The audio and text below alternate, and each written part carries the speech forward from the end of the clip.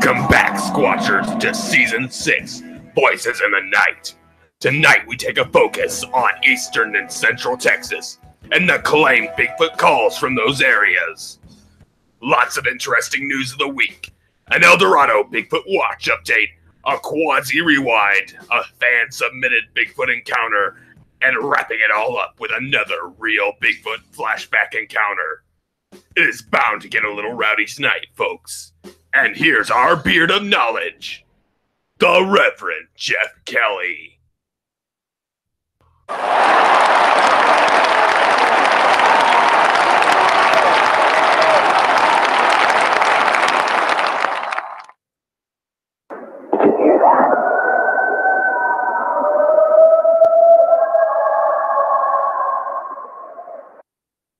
Yeah, that's right, everybody.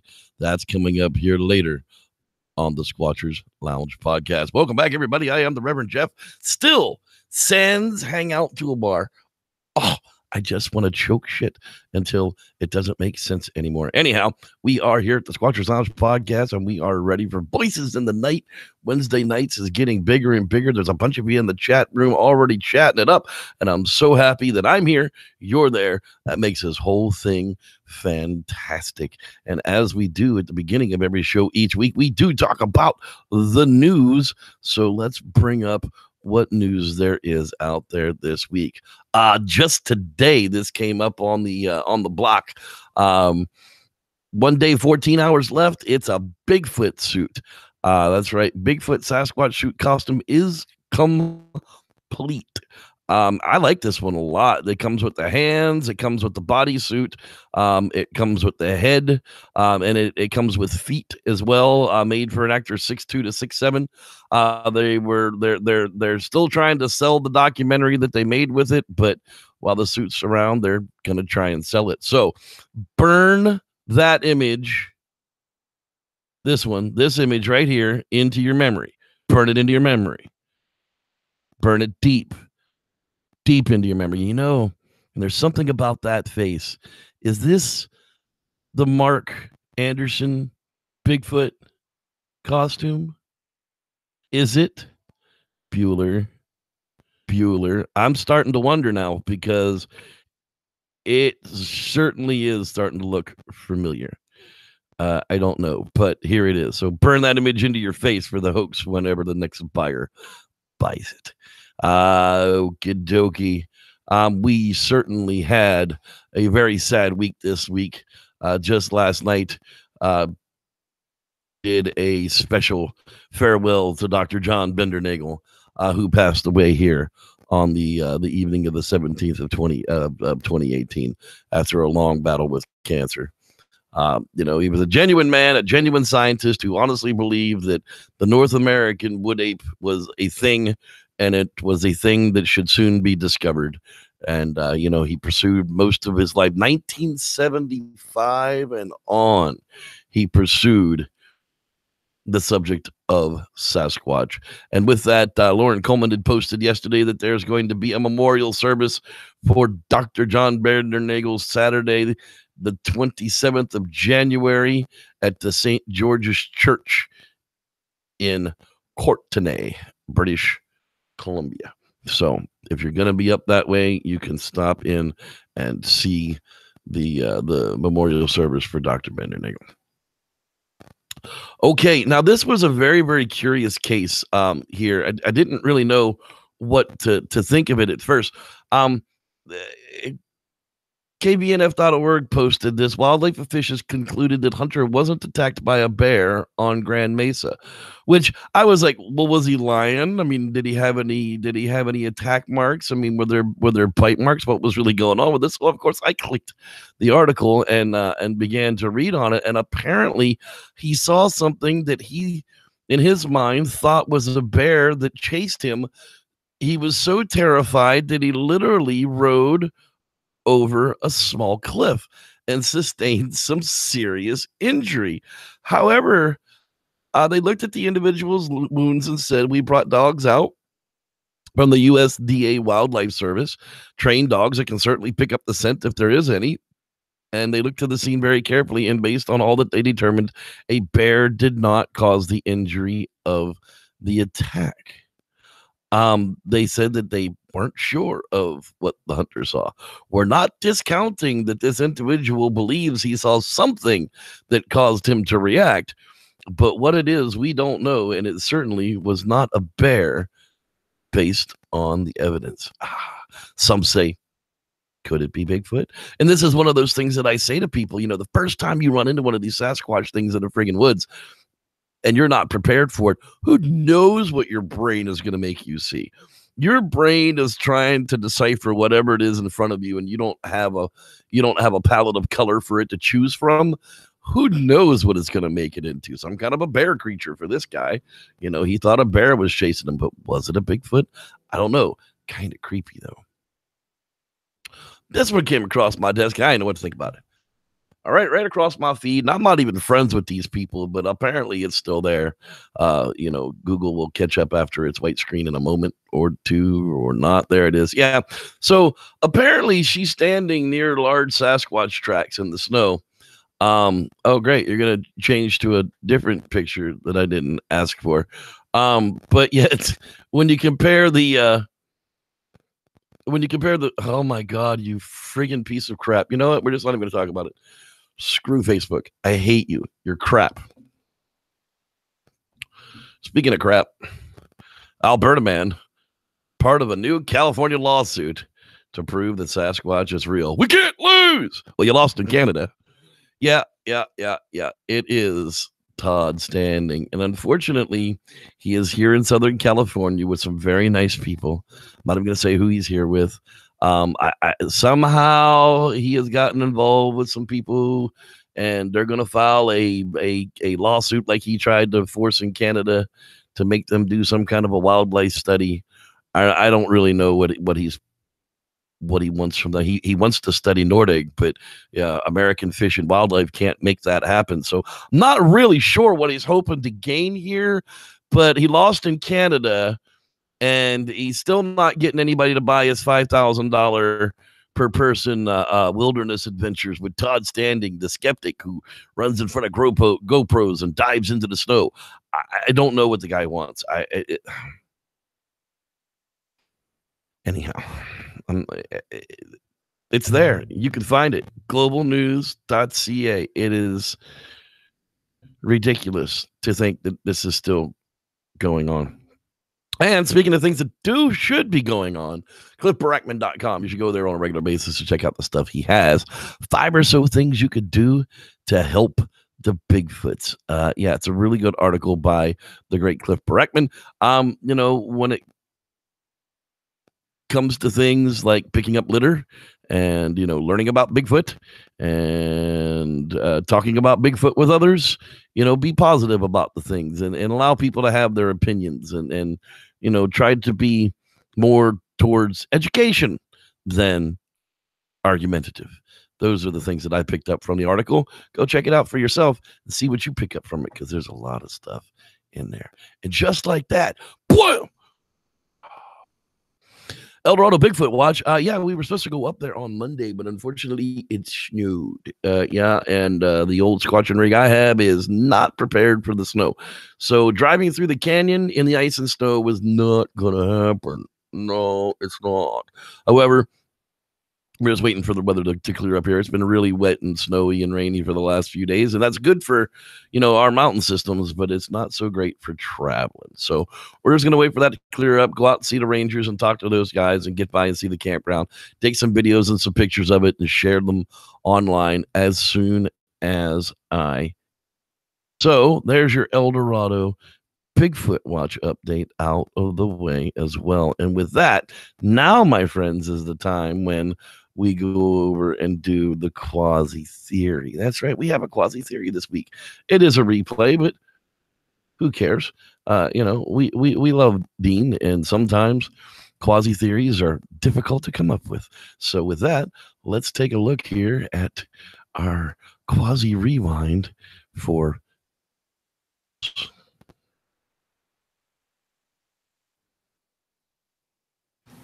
And now, quasi theories from a quasi-scientist with your host, Dean Cooper. What's the big deal about 12? Summer is coming and a lot of us will head to the beach. Beaches imply beach balls. When you go to buy your beach ball this year, which you will need to do because last year's will inevitably leak when you try to blow it up this year, buy a baker's dozen of them. Yep, 13, because you will then be able to demonstrate to yourself, the kids, and everyone else at the beach exactly why there are 12 signs in the zodiac. Take those beach balls and blow them up, but not so much that they are tightly inflated. Again, get the wife, kids, and maybe some other beachgoers to help you put one ball in the middle and the other 12 around it, so that each ball is touching the one in the middle.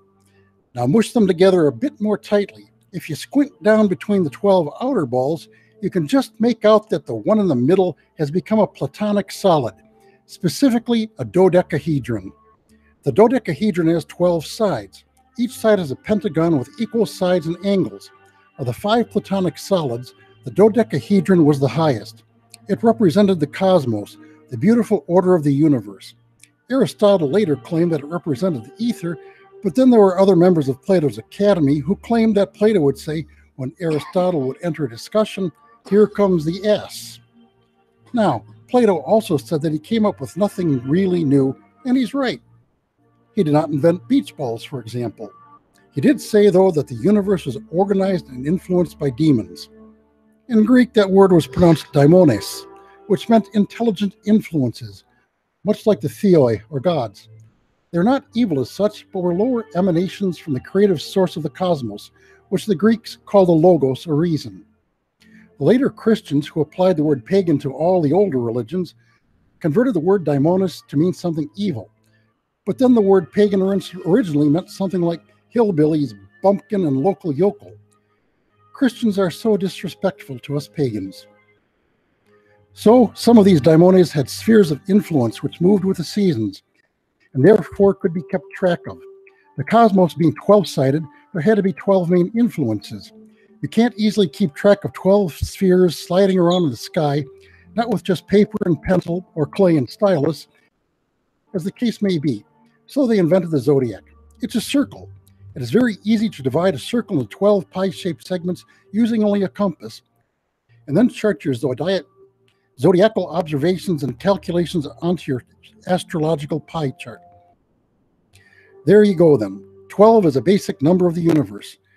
Throw in the 5 sides of the pentagon, and 5 times 12 equals 60.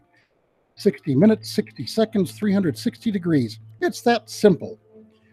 For quasi-scientist, enlightening you with my quasi-theory of the week. You may read the text of this on my blog at bhaidin.com. It's BHAIDIN.com. Fun.com for all your quasi needs. Whenever you quasi need it. See what I did there? All right. You know what time it is after the Deanster gets done with our quasi theory. It's time for the camping tip of the week. That's right. We're going to go with another one from the great Camping Tips Gone Camping channel. Boom, boom, boom, boom. I don't remember playing this one recently. Let's give it a whirl. Camping tips for stupids. Tip number 30. Navigation. For thousands of years, there have been a select few who led the way. A select few who pointed in a direction and said, "That way, y'all."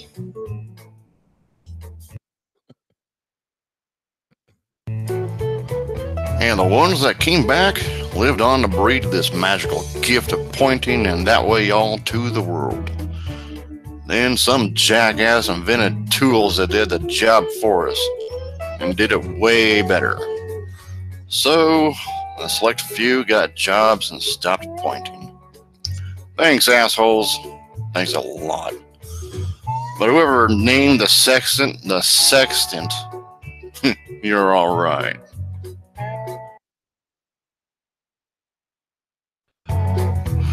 Navigation on the trail isn't a lightly taken thing by the hardcore camper. GPSs, compasses, sextants, are all important gear in your arsenal to keep mega bitch Mother Nature from luring you off the trail and killing you. Mega bitch. Nice. So remember to pack good quality gear in this area of gear. You really don't want to go cheap when it comes to safety. This has been Camping Tips for Stupids. That way, y'all. Don't forget to spay and neuter your idiot populations. That's right. That's the fabulous Camping Tips for Stupids of the week. Okay, let's give a shout out here to the people who are hanging out live in a room tonight. They had a whole bunch of them out there, too. Oreo Cream Rocks. Hey, she's able to chat tonight. She must be on the computer. There's our quasi scientist, Mr. Dean Cooper. Sam Squanch Rivera. How you doing there, champ? Timothy McCune is hiding out with Keith Harden, Natalie Smith, Forrest Cop. Hi, people call me Forrest Cop. Let's see. Cans Squanch is in the house as well as Gone Camping, the Jeb and Moore. That's right. Kurt Harris, man, I hope you're feeling well, buddy. We should be doing a show tomorrow, Vinyl Power, 5 p.m. Pacific time, 8 p.m. Eastern. That's right. Mr. Fang, 3 is in the house. How you doing there, Chief? Jonathan Doty's in the house as well. How you doing there, Chief? Hope you're feeling well. 15 seconds of 99. Yeah, I'm telling you, if I could get 15 seconds with myself in 1999, way strange things different now. That's for sure. There's the Reverend Matthew Gaines, and he is going to be out. I've got a fan submitted Bigfoot encounter from him coming up right after this, actually. Base Blazer Pro Cal Cove Base Dolly. Okay, that's a really long $15 handle there, Chief. Hiya. Raymond Lopez, how are you as well? Cheryl Willen is in the house. What was that? I don't know, but hey, back at you. James the Grower, that's right, the official Eldorado Bigfoot member himself. Lance Windsor, how you doing there, sure? Timothy McCune, I know I said hi to you earlier, but I'm going to say hi again because I want to make sure. Shane Barber, hey, that dude's in the house. I'm going to get up here to the top here pretty doggone soon. Fuber, Frank, Chris Wright, John Leland, how you doing? Ruth Walton's in the house. I see there's more than that. Slide Time, how you doing? Glad you're here. I don't want to miss anybody, so if I haven't said your name yet, please leave me a comment down below because I'm getting very close to the top. Obsidian Radio is here. I'm sure that Squatch Box and Christopher's out there listening, of course, as usual. And let's see who was here earlier on before the show started that I haven't mentioned yet.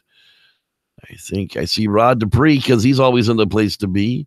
Official Eldorado Bigfoot member number 3. There's a Lee Scott in the house as well. How you doing? How you doing? See, we're just about there. Natalie Smith, if I didn't say hi, I've definitely said so now. All right, let's get down here to the bottom. Let's take a look. Take a look. Kim McKinney, how you doing? Glad you're there. Haunted is hanging out with us, as well as Johnny Hayhurst. How you doing there? Sarah Vaught. And I think that is about everybody. Hello, y'all. So glad that you were here to join us. Oh, there he is. Collier Wilmus. That's right. Almost to the top. Well, I've already been to the top and been back down. So glad everybody is here. Yeah. Hey, let's take a listen to this viewer submitted Bigfoot encounter by the Reverend Matthew Gaines. That's right. So let's see here. I was dove hunting with my dad and little brother just a few miles north of Decatur, Texas, off of Highway 289. I was not seeing any birds, so I went exploring. I followed the fence line up a large hill that was a heavily wooded area about a half mile to the top. I found a small round pen, about 4 foot and 6 foot round. It looks like it was for hogs. After about 5 minutes of checking it out, I heard a growl. It was unlike anything I had heard before in my life. A slow, deep, guttural growl, and it was rather loud. I'm a dark person, part Cherokee, and all the color left me. It turned ghost white, and I fear nothing, but that scared me to my bones. So I clenched my shotgun tight, and I looked all around, up into the trees, but saw nothing. Then another growl. I thought, oh crap, I'm a goner. I grew up a rancher and a hunter, so I know every sound of every animal in Texas, black bear, big cat, you name it, but I haven't heard it. And I have never heard this before in my life.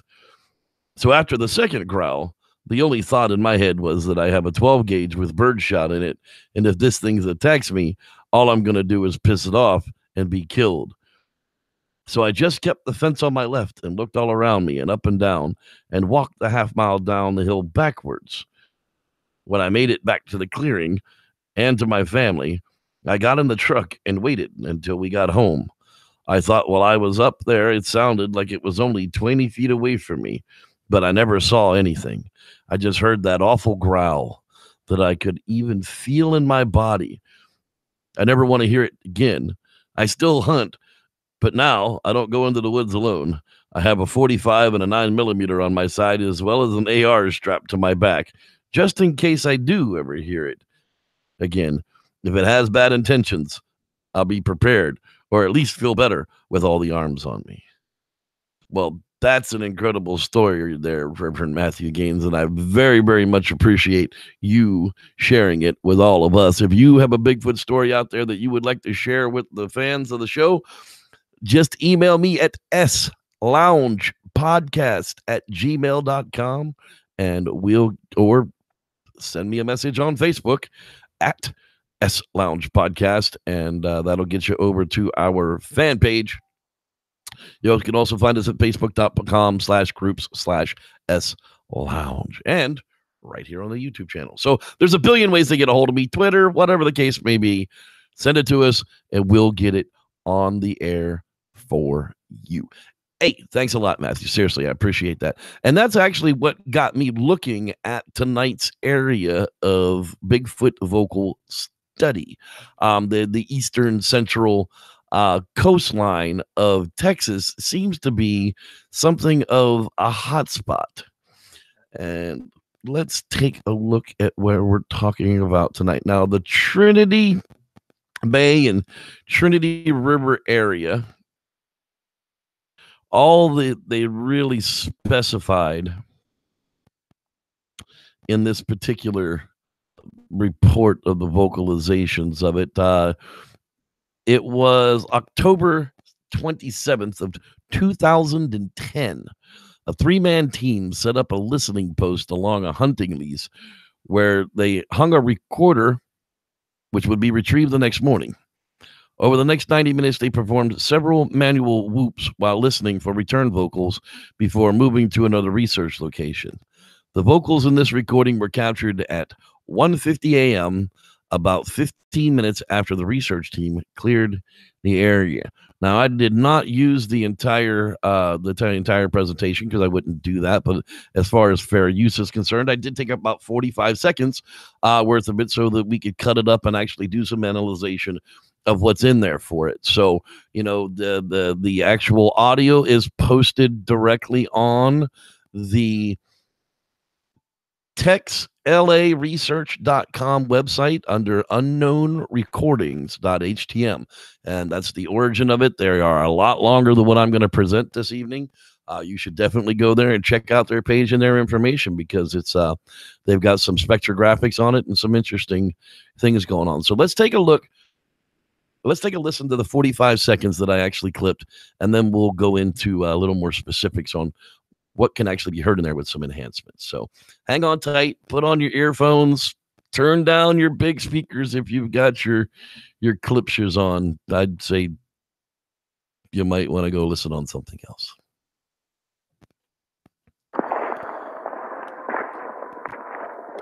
Wow.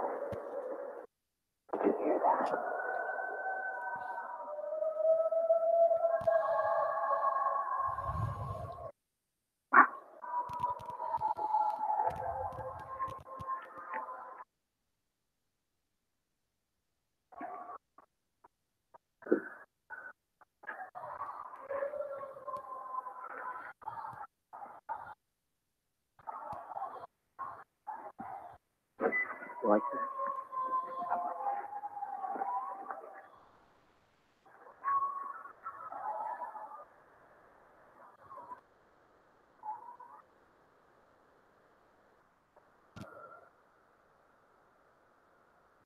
Okay, now everything I just told you about that was absolutely wrong, and I absolutely 150% apologize. Let me go back and correct that information. These vocalizations actually come from a BFRO 2014 Texas expedition, and I totally got the cuts mixed up. I apologize.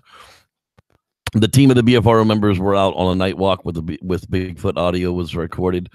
You can hear what seems to be coyotes, some cattle, and a dog on the video, along with what else is believed to be Bigfoot.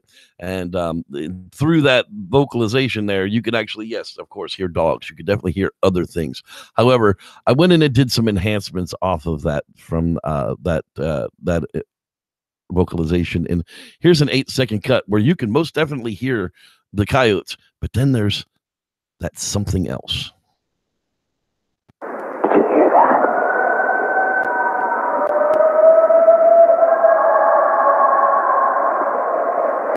That whoa is not a coyote.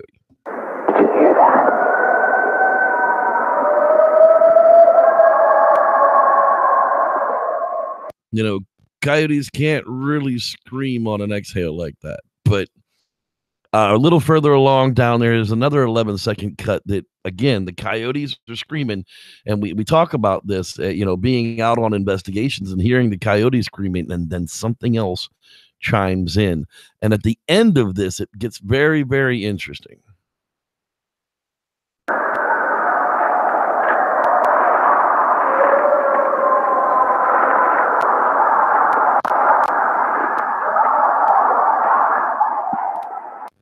It's those whoop sounds at the end of that.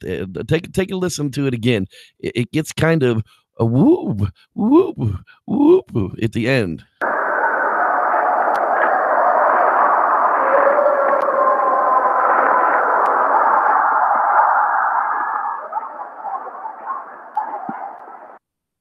I mean, there's yips and there's yelps from the dogs in there for sure, from the coyotes. But again, there's just something else floating in there that you can't quite dig out.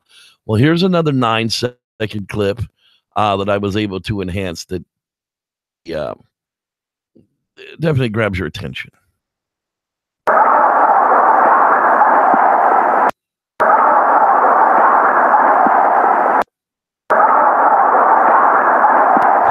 You know, that's the enhancement of those last whoops 3 times in a row. Just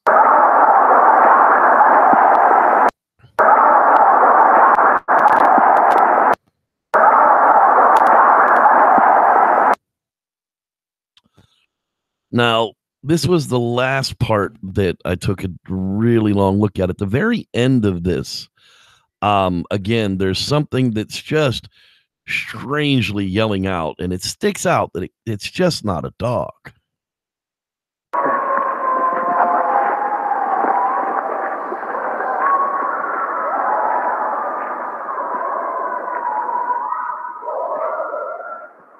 That whoop, whoop. Now here's a repeat of that whoop so that you can understand.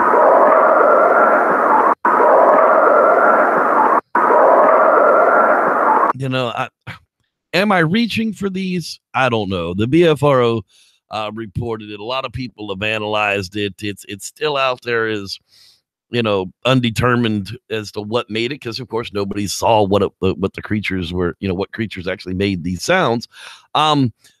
There's on the same investigation page. There is the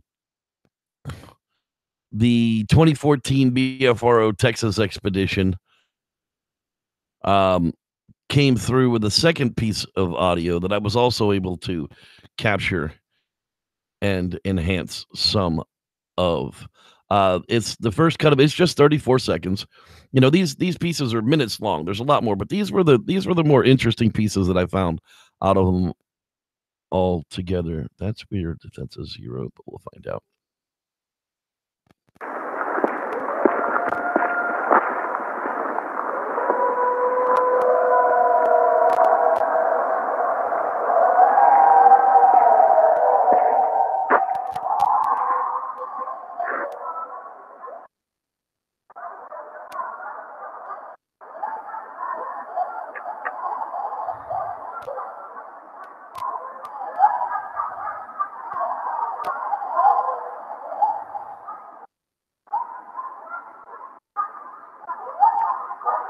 I mean, it almost sounds like a troop of chimpanzees. If you didn't tell me that that there was a bunch of coyotes in there, I'd blame chimpanzees for this.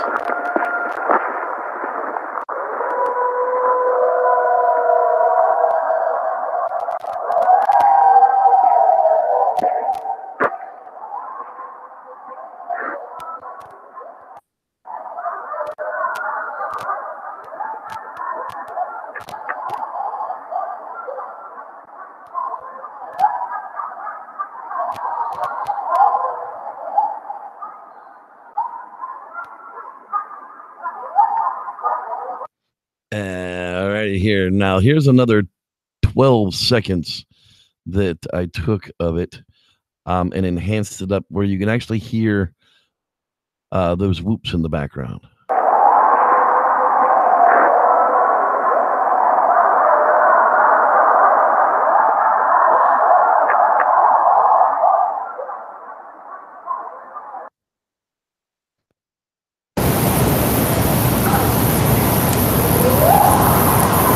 You know, it sure sounded a lot like that going on.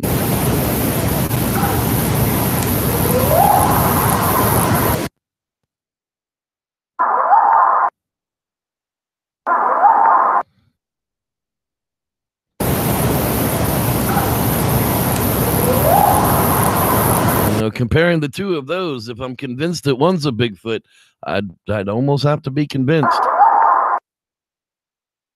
that too would be from a Bigfoot. You know, it's one of those sounds that we hear across the country that tends to lend us to where there's you know, there's possible Bigfoot activity going on all around us. Okay, now that I've embarrassed myself and went with the wrong info first, let's go back to the right info. And of course, we are talking about the Trinity vocals. Now, these I did actually pull. They're one of them's 3 minutes long, and there's kind of some important info. And it's between the subject and the microphone, and the microphone picks it up so clearly, but the enhanced version of it is horrible. So it's a minute 3 seconds. Bear with the cricket. It's really, really worth it.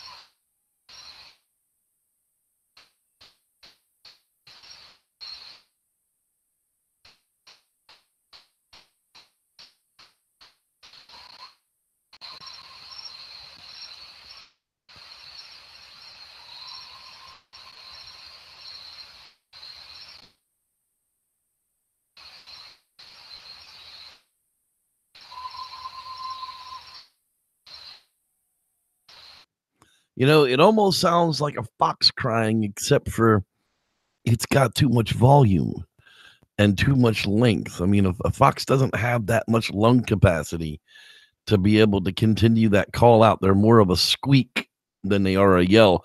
I thought initially maybe a screech owl even, but then it started making lower tonals descents at the end of it, which a screech owl wouldn't actually produce with the way their vocal cords run. So I'm not really sure what that is, but it's definitely interesting.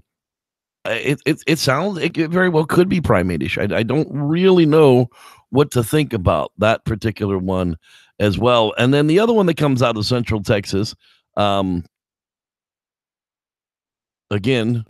that first one was from the Neches River in the early morning hours of October 27th, 2010.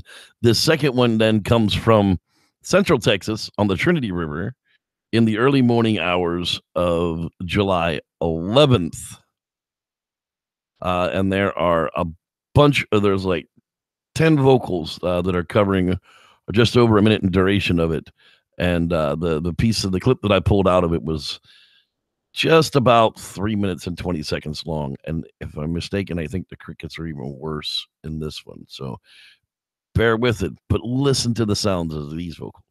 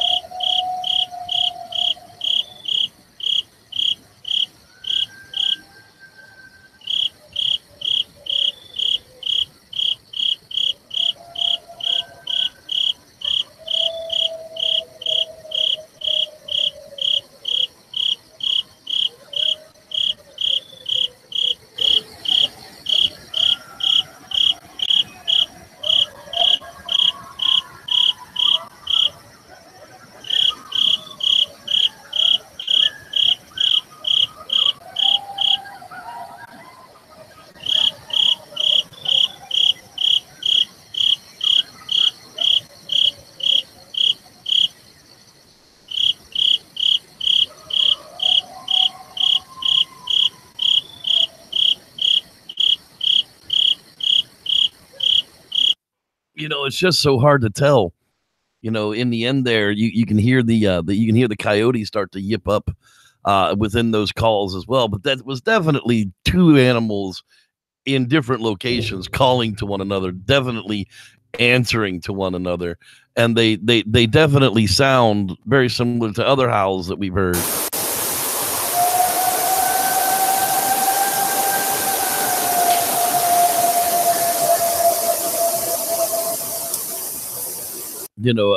That's a howl that I heard with my own ears, and I know where we were, and I know we were in Bigfoot, Bigfoot territory, and I know that the area was active with Bigfoot. So when you hear those types of things again and again and again, it just starts to build a case for, okay, we know that there are certain types of sounds that these creatures make. We don't know all the sounds that these creatures make, but when they are trying to audio locate other ones, these are the typical types of sounds that we're hearing from Tennessee, from Texas, from California, from Florida, from Ohio, Pennsylvania, New York. I mean, all across the country, it seems that these are the way that these animals communicate with each other. And with that, I think that's going to make it for our case for Central and Eastern Bigfoot vocals this week. There's plenty more of them out there. Like I said, you can always check those out. We do have another Real Bigfoot Encounter flashback for you tonight, episode 4. Guy breaks down in his car and is visited by a Sasquatch. That's right. I want to thank every single one of you guys for being out there today. I very much appreciate and love every one of you. I hope you are well, and we will see you. Yep, I see you. Michael Mauser showed up late. I said hi to you anyhow. How you like that? And with that, everybody, I thank you so much for being here, and may the Squatch be with you. This is Real Bigfoot Encounters with Reverend Jeff. This week's story comes from a guy named Jordan who had a first-hand experience with a benevolent Bigfoot in the dead cold of night. Due to a rash of car trouble, such as running out of gas and a dead battery, Jordan was forced to spend the night inside of his car without a jacket with just a few light blankets. During the freezing night, he was woken by samurai chatter sounds and the shaking of his car. During one moment in particular, Jordan woke up to a Bigfoot staring straight into his face. It wasn't human, wasn't a dog, not like anything I've ever seen before, Jordan wrote. Here is Jordan's story. I had an experience the other night. It's leaving me with a feeling of craziness and confusion. I know, however, I saw something and heard things I can't explain. After seeing markings on my SUV and reading online, I've decided to share the experience with you. Maybe this will confirm my theory and help me feel like I'm not insane. Let me tell you about myself first. I'm 29 going on 30 this month. I have 3 kids. I'm married to a wonderful, down-to-earth woman. I'm originally from San Diego and moved to the Dayton area about 6 months ago. That way my wife could be closer to her family and she could escape the rat races. I took a job as a mechanic for a mining company in the Elko area. I commute to Crescent Valley on my weeks to come and on my weekends until I drive home 6 times a month. About 3 months ago, I ran into a rash of car trouble just in that area. So far, I've had a tire shred on my truck that almost put me on its lid, a radiator blow apart on that same truck, a truck I borrowed lost an alternator there, and this, the last time, I left Crescent City Valley about 8 p.m. I was talking to my wife on the phone when I ran out of gas. I usually make it to the nearest gas station. I tried to get help for a few hours to no avail. The police said tough. The local tow company told me they wouldn't bring me a gallon of gas, but they'd tow me to town. And people stopping to see what's going on is apparently isn't allowed in this place. They just get over and speed up. Eventually, an NHP officer pulled up and offered me a ride to the gas station, but then he had to leave when we got there, so I had to walk back with my gallon of gas. It took about an hour and a half because I was so cold not to having the proper attire. I put the gas in and tried to start the SUV. Now I've got a dead battery. And again, no help from law enforcement, and the on-call tow operator was just too lazy to get out of bed and help. The long story, it ended with my wife and myself just being hung up on. So I figured I'll have to wait it out until I can get a friend to wake up and come help. I tried to warm up the best I could. No jackets, just 2 light blankets in the car and some baklava from work. Did I mention my driver's window is stuck down? It was now down in the low teens, and as far as temp goes, I'm freezing. I'm laying in the driver's seat when I feel the car rock from side to side. Nothing had driven by, and there were no cars for miles. I sit up and look around. Not a damn thing anywhere. Just dark and cold as hell. I light a cigarette, and I look around outside. I was just out there trying to flag down cars not 20 minutes before. No one had driven by for a while, so I laid back down. I cruised my phone for a few, and I felt tired. It's 2:20 a.m. I'll never forget that time. I was on my side, facing the passenger side. After I focused on the window, past the glow of my phone, I saw a face in the window. It wasn't human, wasn't a dog, wasn't anything I've ever seen before. I could see the glow from the phone on it. I blinked, and it was gone. I shook my head and thought I was hallucinating because it was so cold and I was bordering on hypothermia. About 20 minutes later, I wake up, not knowing I was asleep, and I was laying flat. Over the hood, I see a figure. The same face I saw earlier, just darker, and then it was gone. Wow, I thought, I'm losing it. I felt very tired at this point, so I lay down again, facing the driver's door. I closed my eyes. A few minutes later, I have a feeling of a presence, and I open my eyes. There's a figure at the open window, just inches from my face. I don't move, but I look up, and I see that it's above the car. This is a GMC Envoy SUV. I'm 6'4", and I can barely see over the top. I move, and it slips back behind the door, so I can't see it. Holy shit. I wasn't hallucinating now. I saw something. I sat up and looked around, stuck my head out the window, but there's nothing there. Wow. So I light a cigarette and I sit up towards the steering wheel. It's so cold. I don't even know what to compare it to. Still no help either way, by the way. A few trucks go by and I try to see anything in the headlights. Nothing. Looking at the center divide, which is a ditch about 20 yards across, I see a dark mass that moved a little bit. I figure it's a deer or a bush, but there are no bushes here. So it's not likely that I see the only one, and I swear that it just showed up. After seeing that I'm sitting looking out the windshield smoking, and I hear a low gurgle talking sound. Never heard anything like it in my life. Almost like the predator was speaking gibberish while gargling. I look again and there's still nothing there. That was not even questionable. It wasn't a figment of the imagination. I heard it. A few seconds later, I hear it again, but it's louder and right at the front of the car. I dip my head out the window and look, but again, there was nothing there. Somewhere I fell asleep again, and I was awoken by another NHP officer at 6:32 a.m. He thought I had frozen to death. He helped me get going to fuel up and get home, and everything is fine, and I got home okay. Feeling a little weird from the cold experience, but I'm still kicking. Now I can't get what I saw out of my head. I can't get what I heard out of my head.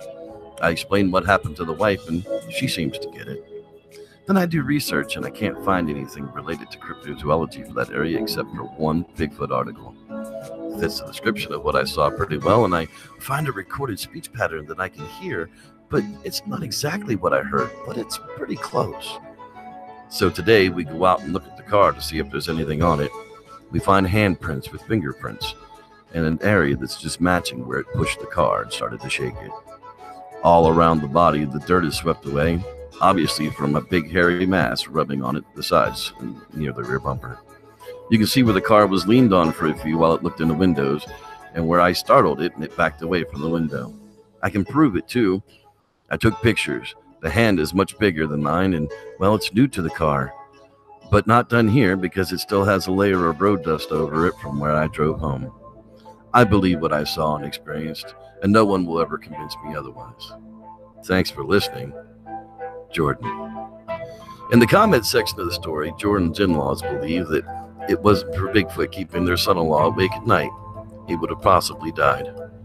We believe that he experienced something bizarre, and we believe that something kept him alive and his adrenaline pumping, so we did not succumb to the hypothermia and die, they wrote. We now thank God every day for Bigfoot saving Jordan's life.